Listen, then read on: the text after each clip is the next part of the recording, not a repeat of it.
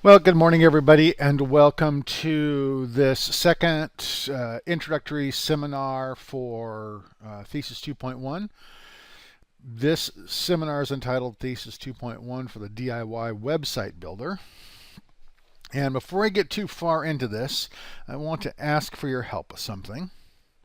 If you get benefit from these videos, I would appreciate if you would come over, say, to the launch party, the Thesis 2.1 launch party replay, which was Monday's videos, and plus one them, or Facebook like them, or tweet them, or something. This can be found under the blog, so if you go over to Resources and Blog, the Thesis 2.1 launch party replay is there at the top. And so I would really appreciate it if you would share this. Today's seminars will also be posted here, and so will Fridays. The more you share this, the more traffic I get. The more traffic I get, the more people get a chance to use this, and the better my little business does. So I would wholeheartedly appreciate it if you would share this in your social networking or share it with your friends or whatever. Okay, so who is this seminar for? This seminar is for somebody who is building their own website and is willing to learn some code and some code concepts. All right, Monday's seminar was for people who didn't want to know anything about code, just wanted to see what 2.1 could do for them in terms of customizing and setting up their site without having to use any code, without having to understand any code, without having to use the skin editor.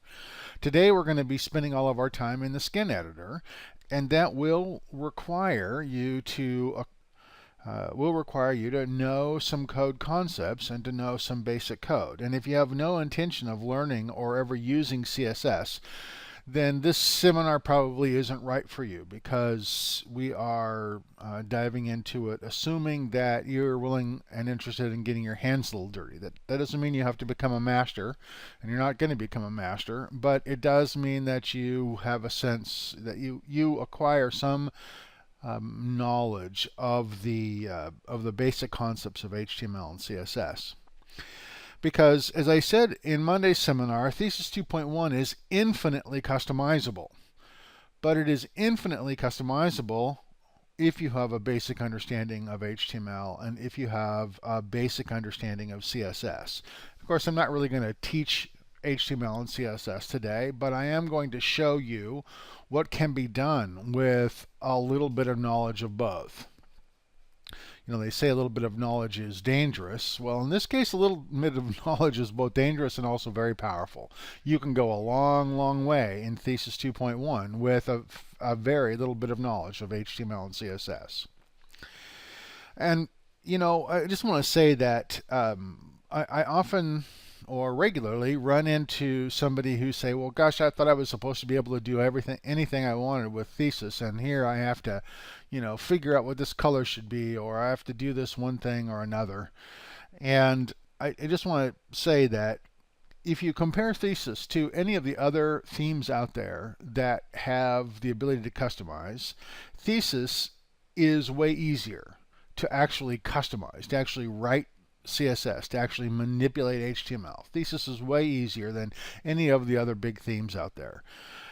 However, it nevertheless is something that you're going to have to acquire, or you're going to have to learn in order to make that work. So to get the most out of Thesis, and especially Thesis 2.1 Classic Responsive, you're going to need to learn a little bit of HTML, learn some CSS, and learn some basic concepts of responsive design.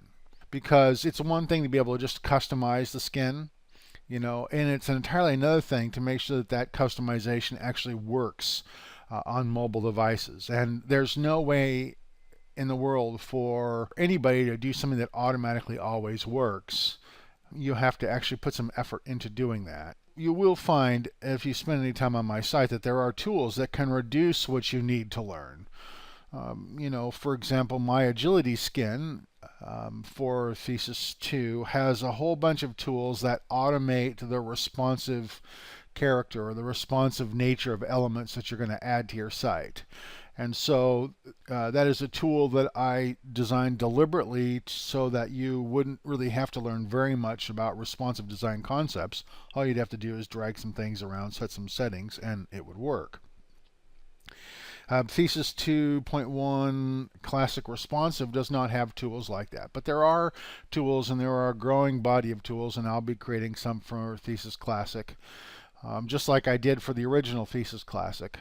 So there will be some tools coming down the pipeline that to perhaps reduce the amount of knowledge that you have to acquire in order to get the most out of this. But nevertheless, that's what this course is all about, or this course is for. Somebody who's willing to get their fingers dirty and to learn a little bit about CSS and HTML in order for this stuff to work.